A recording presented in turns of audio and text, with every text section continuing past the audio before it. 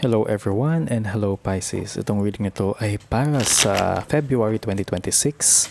Titignan natin kung ano yung mga energies for the month and ano yung mga advice na gustong ibigay ng universe para sa iyo. Ang goal ng channel na to is to give guidance, sourcing the light from the creator with good intentions para may positive energies ang lahat. Please follow or subscribe. Sobrang importante ng inyong suporta para makontinue natin ang reading dito.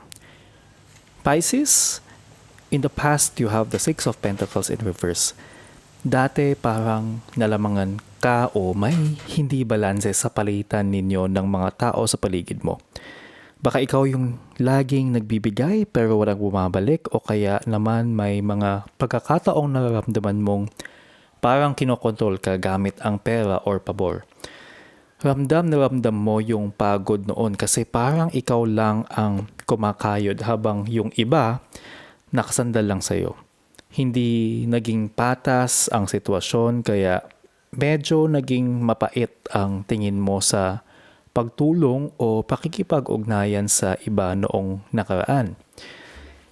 You have the Ten of Cups in your present pero tignan mo naman ngayon, 'di ba? Nasa happy place ka. Sobrang ganda ng lagay ng emosyon mo ngayon, parang kompleto ang pakiramdam, lalo na pagdating sa pamilya o sa mga taong itinuturing mong malapit sa'yo. Ito yung moment na nararamdaman mong sulit lahat ng pagtitiis mo dati. Payapang isip mo at ramdam mong mahal ka ng mga taong importante sa'yo. Kaya i-enjoy mo lang itong emotional jackpot na nararanasan mo ngayon. You have the Seven of Cups in your potential energy. Sa darating na panahon, mag-ingat ka kasi biglang dadami ang option sa harap mo. Pisces, akala mo lahat maganda pero baka yung iba dyan, drawing lang o ilusyon na hindi naman talaga para sa'yo. Huwag kang masyadong malunod sa kaka-daydream o sa sobrang daming choices.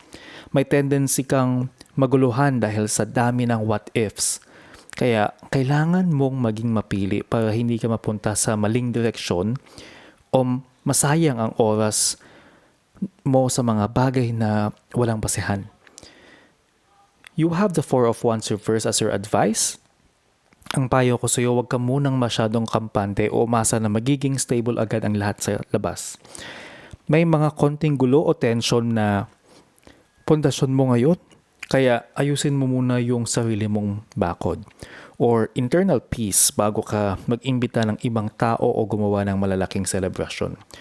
Focus ka muna sa pagpapatibay ng sarili mo ng hindi umaasa ng validation ng iba.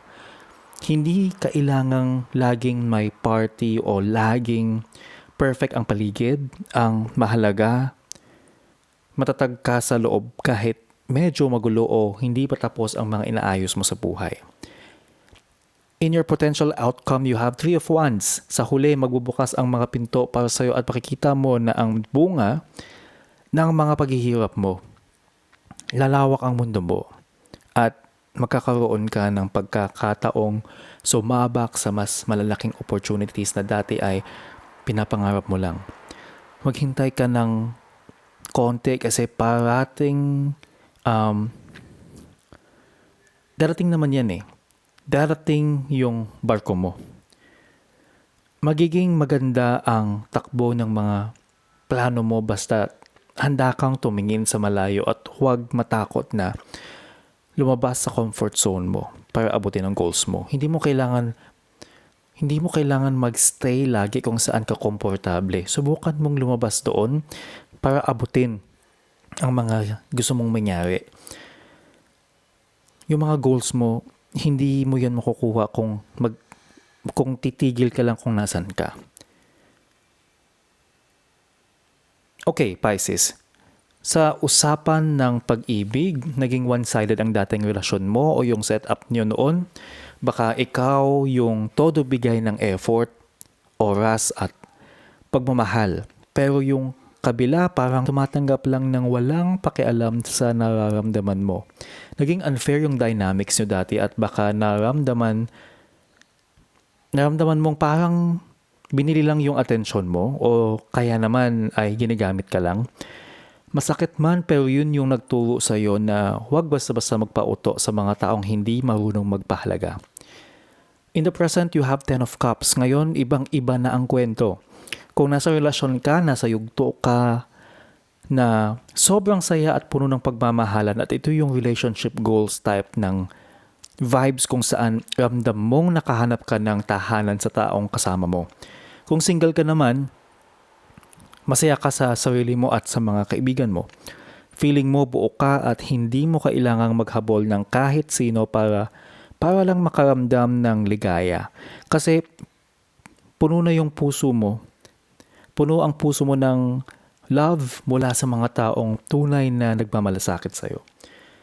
Sa susunod na mga araw, baka may mga tukso o maraming options na lumitaw sa paligid mo. Baka may mga bago kang makilala na parang perfect sa simula.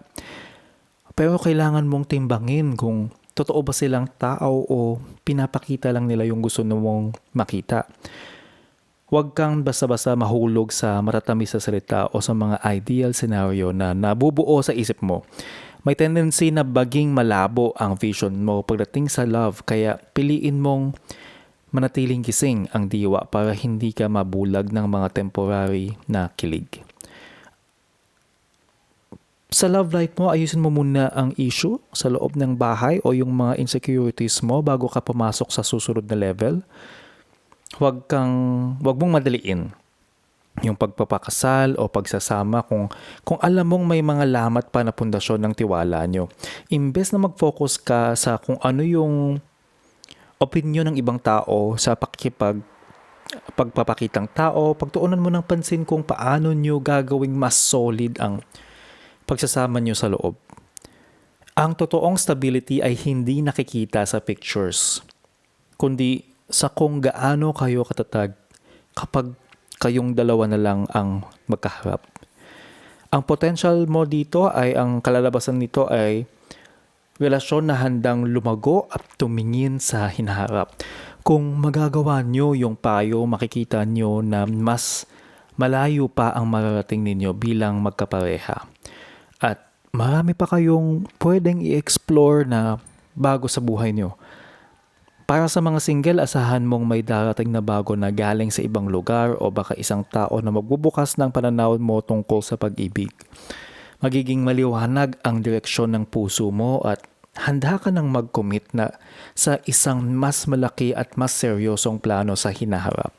Advice cards na tayo ngayon. Kung nakatulong sa inyo ang reading na ito, please follow or subscribe, hit the like button if you are on YouTube and follow kung kayo naman ay nasa Facebook. Huwag niyo po kalimutan na i-share ito sa mga kilala ninyo na kailangan ng reading. Maliit na bagay lang ito to support this channel para blessings lang ang umiikot sa community natin. Pisces, ang first advice card mo ay moonlighting. Para sa career mo, huwag ka munang basta-basta re-resign o tatalo ng walang salo. Sinasabi dito na pwede mong simulan yung dream job mo o business mo ng part-time habang nandyan pa yung stable na trabaho mo na nagbabayad ng bills. Konektado to sa Three of Wands na outcome natin. Naghahanda ka para sa mas malalaking opportunity pero dapat wais ang bawat hakbang. Dahan-dahan lang ang transition para hindi ka mabigla. Parang yung pag-balance na kulang sa'yo sa Six of Pentacles reverse dati. Ngayon, dapat mas marunong ka ng magdiskarte. Darating din yung time na yung passion project mo ang bubuhay sa'yo ng bongga. Kaya chill ka lang muna sa pag-build ng foundation habang kumikita ka pa sa kasalukuyan. Your next advice card is Windfall of Abundance. May paparating na swerte na hindi mo inaasahan. Hindi lang to basta pera, pwedeng opportunities to o tulong mula sa ibang tao na susuporta sa'yo. Sakto sa 10 of Cups mo ngayon, overflowing ang blessing. Kaya huwag kang matakot na baka maubos o mawala to agad. Maging open ka lang sa pag-receive. Minsan kasi dahil sa hirap mo noong nakaraan, nagiging mailap ka o defensive sa tulong ng iba. Pero ngayon, pinapadalan ka ng universe ng resources para mas mapalawak mo pa yung magandang lagay mo.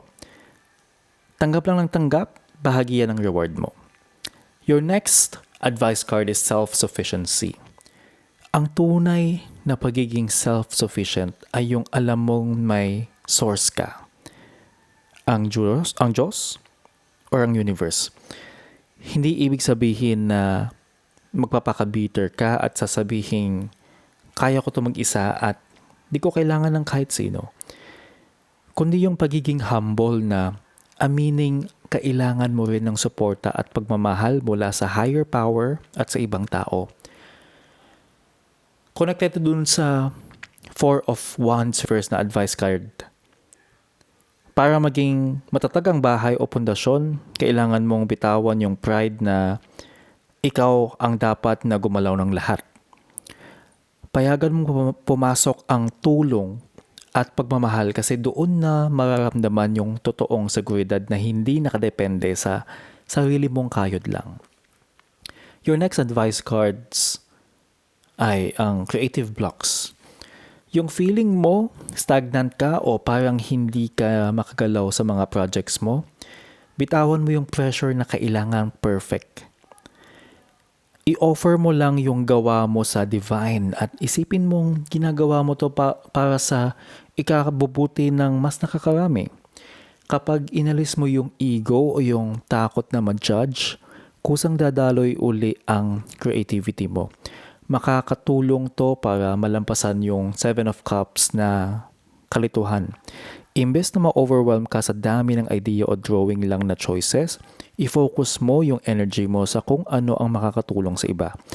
Kapag malinis ang intention mo, mawawala yung mga harang at mas magiging malinaw ang vision mo para sa Three of Wands. Sa relationship advice mo, let your ex go. Ito ang seryosong usapan sa love life. Kailangan mong bitawan yung multo ng nakaraan. Oras na para linisin ang energy mo kasi yung attachment mo sa ex mo kahit galit pa yan, panghihinayang o simpleng pag-stalk ay humaharang sa bagong happiness na nararamdaman mo dapat sa Ten of Cups. Konektado to sa Six of Pentacles reverse. Ito yung sa past mo dati eh. Baka kaya naging unfair ang palitan noon ay dahil may bit-bit ka pang luma na issue. Para maging solid ang future foundation mo, kailangan mo nang tanggalin ang mga toxic na alaala. Clear the space para sa taong talagang para sa'yo. Your crystal advice card is calcite. Maging handa ka kasi magiging sobrang busy ang schedule mo at kailangan mong mag-multitask. Pero babala lang ng calcite, tignan mo rin kung bakit ka ba nagpapaka-busy. Baka kasi ginagawa mo lang yan para takasan yung mga emosyon mo o para magmukhang productive. Kahit na drained ka na pala. Gamitin mo yung energy ng Three of Wands para ayusin ang schedule mo ng may direksyon. Huwag mong hayaang kainin ka ng Seven of Cups na distractions o kung ano-anong abala. Take charge sa oras mo para hindi ka lang basta busy. Kundi talagang may napapatunguhan ang bawat pawis na nilalabas mo. Pisces, yan ang forecasting nyo. Subscribe on YouTube and follow Hula Juan on Facebook para may aabangan kang forecast for your sign. Always remember sa lahat ng gagawin mong desisyon, dapat mabuti ang iyong intention. See you sa next reading.